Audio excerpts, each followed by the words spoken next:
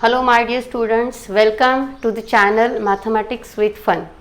पिछली वीडियो में हमने एक थ्योरम देखा था and that is the last theorem of this chapter and that theorem is theorem of area of similar triangle. I hope वो video आपने देख लिया होगा, क्योंकि उस थ्योरम के बेसिस पर ही प्रैक्टिस सेट 1.4 है। तो वो थ्योरम का छोटा सा रिकॉल है कि if the two triangles are similar then you can take the ratio of area of that two similar triangle is equal to the square ratio of the square of their corresponding side. उनकी जो corresponding side है उनका ratio लेके उसका square आपको लेना है and that is the ratio of area of two similar triangle. तो चलो हम आज की एक्सरसाइज शुरू करते हैं। Practice set 1.4 let's start. 1.4 practice set 1.4 का फर्स्ट क्वेश्चन बहुत इजी है बच्चों। अगर थ्योरम अच्छे से समझा है तो प्रैक्टिस सेट बहुत इजी जाएगा। Ratio of corresponding side of similar triangle, मतलब रेशियो दिया है, ratio of sides of similar triangles, corresponding side तो साइड का रेशियो है 3:2। अभी देखिए यहाँ पे ट्रायंगल का लेबलिंग नाम नहीं मालूम और ट्रायंगल के साइड के नेम भी हमको मालूम नहीं, तो सीधा सीधा आप ले सकते हो area of triangle 1 upon area of triangle 2 is equal to the side का स्क्वायर लेना है, करस्पॉन्डिंग साइड का स्क्वायर लेना है। तो आप यहाँ पे साइड 1 स्क्वायर अपॉन साइड 2 का स्क्वायर ऐसे भी आप ले सकते हो। और आपको पर्टिकुलर ट्रायंगल के नाम चाहिए तो आप अपने हिसाब से, अपने अकॉर्डिंग टू अपने मन से आप triangle ABC upon triangle PQR ऐसे भी लिख सकते हो, लेकिन 1 मार्क के लिए ये सफिशिएंट है। तो साइड का रेशियो 3 एंड अपॉन 5, ये दोनों का स्क्वायर कर दो। ये स्क्वायर लिखा तो भी एक ही मीनिंग है, दोनों को सेपरेट स्क्वायर दिया तो भी दोनों का एक ही मीनिंग है। So take the square 9 upon 25 is the ratio of area of this two similar triangle. तो इस तरीके से क्वेश्चन 1 हो गया है। Now take the question 2। Simple है, आप लोगों को ध्यान क्या देना है कि दो ट्रायंगल का एरिया का रेशियो पूछा है, तो वो दो ट्रायंगल अगर सिमिलर है, if both the triangles are similar then take the square ratio of square of the side, corresponding side का स्क्वायर लो। कब? जब दोनों ट्रायंगल सिमिलर है, सिमिलर वर्डिंग आया है तो आपको यही फार्मूला यूज करना है। अगर वहां पे सिर्फ बोला है कि find the ratio of area of two triangle, similar ये वर्ड वहां पे यूज नहीं किया है, तो base into height upon base into height, यही फार्मूला वहां पे लगाना है। लेकिन सिमिलर ट्रायंगल का एरिया का रेशियो पूछा है तो आपको साइड का स्क्वायर ही लेना पड़ेगा। इसीलिए मैं बार बार बोलती हूँ कि प्लीज क्वेश्चन अच्छे से पढ़िए। बहुत बच्चे क्या कर देते हैं कि बस एरिया रेशियो, ट्रायंगल का रेशियो का एरिया पूछा है, वो देखते नहीं कि सिमिलर ट्रायंगल है कि नॉन सिमिलर ट्रायंगल है। तो प्लीज आप अच्छे से क्वेश्चन पढ़ना। Now take the question number 2। यहाँ पे दिया है triangle ABC similar triangle PQR। अभी यहाँ पे क्लियर मेंशन है, he is mention that triangle ABC similar with triangle PQR, means you have to take the square of the corresponding side का ratio का स्क्वायर लेना है। उन्होंने हमको साइड का रेशियो दिया है AB/PQ is equal to 2:3। Okay, तो उन्होंने बोला है फिल इन द ब्लैंक्स, नीचे ब्लैंक्स फिल करनी। एरिया ऑफ ट्रायंगल ABC, मतलब इन शॉर्ट आपको दोनों ट्रायंगल का एरिया का रेशियो ही निकालना है। एरिया ऑफ ट्रायंगल PQR, देखिए सिमिलर ट्रायंगल है तो टेक द करस्पॉन्डिंग साइड का रेशियो और उसका square. So AB upon PQ and उसका स्क्वायर, तो 2/3 स्क्वायर, तो I get 4/9। This is your answer. ये बहुत ही इजी पॉइंट है और आपको अच्छे से समझ में आ गया होगा। Take the question number 3 now. If triangle ABC is similar again PQR। Triangle ABC similar triangle PQR। वापस हमको दो सिमिलर ट्रायंगल दिए हैं एंड उन्होंने दिया है कि एरिया ऑफ ट्रायंगल ABC, एक ट्रायंगल का एरिया हमको मालूम है 80। Again they give the area of another triangle also. So area of triangle PQR is 125। Okay, so again they said that fill in the blanks. तो और हमको आगे fill in the blanks दिए हैं।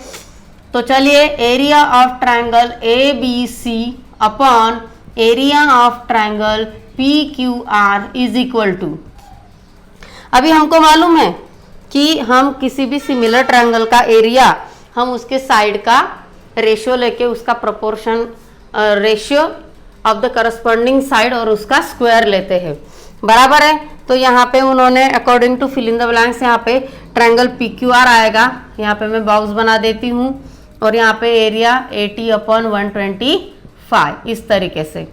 फिर नेक्स्ट उन्होंने दिया है देयरफॉर, उन्होंने साइड लिया है, साइड का ratio AB upon PQ is equal to, यहाँ पे हम क्या करेंगे, यहाँ पर उन्होंने एक स्टेप को स्किप कर दिया है। तो वो स्टेप क्या है पहले मैं यहाँ पे बता देती हूँ। Area of triangle ABC upon area of triangle PQR हम ऐसे लिखेंगे, और सिमिलर ट्रायंगल का एरिया का ratio AB square upon PQ square हम ऐसा लेंगे। We taking the ratio of area of two similar triangle is the ratio of corresponding of their side square. तो हमने ये साइड का स्क्वायर ले लिया है। अभी हमको एरिया मालूम है, तो यहाँ पे हम लिखेंगे 80 upon 125 is equal to AB square upon PQ square. ये स्टेप उन्होंने स्किप कर दिया है, डायरेक्टली उन्होंने स्क्वायर रूट लिया है। तो यहाँ पे taking square root on both side, तो यहाँ पे अंडर रूट 80 को डाल दो और अंडर रूट 125 को डाल दो, क्योंकि 80 किसी का स्क्वायर नहीं, 80 is not perfect square and 125 is not also perfect square. तो स्क्वायर रूट लेना है तो दोनों को अंडर रूट में डाल दो, इज इक्वल टू करके AB upon PQ, AB upon PQ, इनके स्क्वायर हटा दो। तो बस यही स्टेप उन्होंने यहाँ पे डायरेक्टली ले लिया है। तो चलो हम ये स्टेप के हिसाब से करते हैं। AB upon PQ is equal to under root 80 upon under root 125। बहुत बच्चे दोनों को कॉमन अंडर रूट देके 80 अपॉन 125 लिखेंगे तो भी वो राइट है, वो भी स्टेप राइट है वहां पे। ओके, तो आप ये भी लिख सकते हो, आप ये भी सेपरेट स्क्वायर रूट भी दे सकते हो।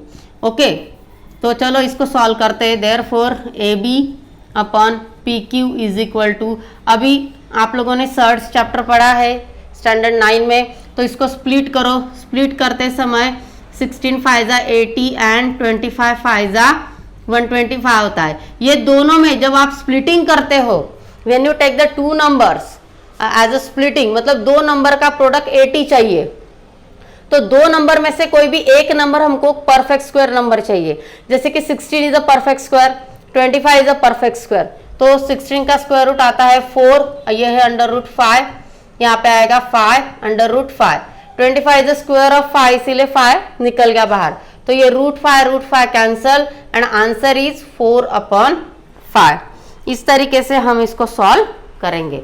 तो ये स्टेप जो स्किप हुआ है यहाँ पे मैंने एक्सप्लेन किया है, वो उसको हम इसके बीच में नहीं डाल सकते क्योंकि उन्होंने एक्टिविटी फॉर्म में दिया है।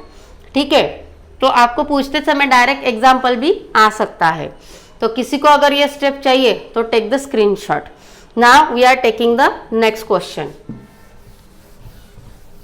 क्वेश्चन 3 हो गया है, बहुत इजी था। अभी चलिए क्वेश्चन नंबर 4 को लेते हैं। Question number 4, again they give us the two triangle LMN that is similar to the triangle PQR। हमको दो सिमिलर ट्रायंगल दिया हुआ है। उसके बाद 9 times of area of triangle PQR is equal to, उन्होंने दिया है 16 times of the area of triangle LMN। इस तरीके से दिया है। बहुत बार वो जरा गोल घुमा के हमको स्टेटमेंट देते हैं। इन शॉर्ट उन्होंने हमको रेशियो दिया है, दो ट्रायंगल के एरिया का रेशियो दिया है। यहाँ पर कैसे आपको पहचानोगे, तो आप इसको रेशियो फॉर्म में लेकर आओ। तो यहाँ पे हम लिखेंगे area of triangle PQR upon ये वाला जो ट्रायंगल है एरिया ऑफ ट्रायंगल LMN इधर डिनोमिनेटर में लेकर आओ, area of triangle LMN is equal to, ये 16 यहीं पे रहेगा राइट हैंड साइड में, अपन ये 9 को इधर लेके आओ डिवीजन में। इन शॉर्ट आपको ये वाला स्टेटमेंट इस फॉर्म में दिया है। अगर आप क्रॉस मल्टीप्लाई करते हो तो 9 times of triangle area of triangle PQR is equal to 16 time of area of triangle LMN हो जाता है। मतलब यही सेम स्टेटमेंट है, सिर्फ हमने उसको रेशियो फॉर्म में कन्वर्ट किया है। सो व्हाट दे वांट, और बोला है कि QR is equal to 20, then find MN। तो हमको MN फाइंड आउट करना है। We want to find out the corresponding side of the another triangle. तो चलो लिखेंगे हम area of triangle PQR upon area of triangle LMN is equal to, take the ratio of the corresponding side square. हम similar triangle का area का ratio कैसे निकालेंगे, corresponding side का स्क्वायर लेकर। तो ये बन गया स्क्वायर। तो अभी हमको एरिया मालूम है, we know the area, they given us the area of both triangle. So put here 16 upon 9, जो दिया है जिसका दिया है उसी के साइड में लिखना है। हाँ, अब ये लेफ्ट हैंड साइड में एरिया का रेशियो है तो यहाँ पे एरिया का रेशियो आया। अभी QR हमको मालूम है तो टेक द 20 स्क्वायर और टेक MN स्क्वायर।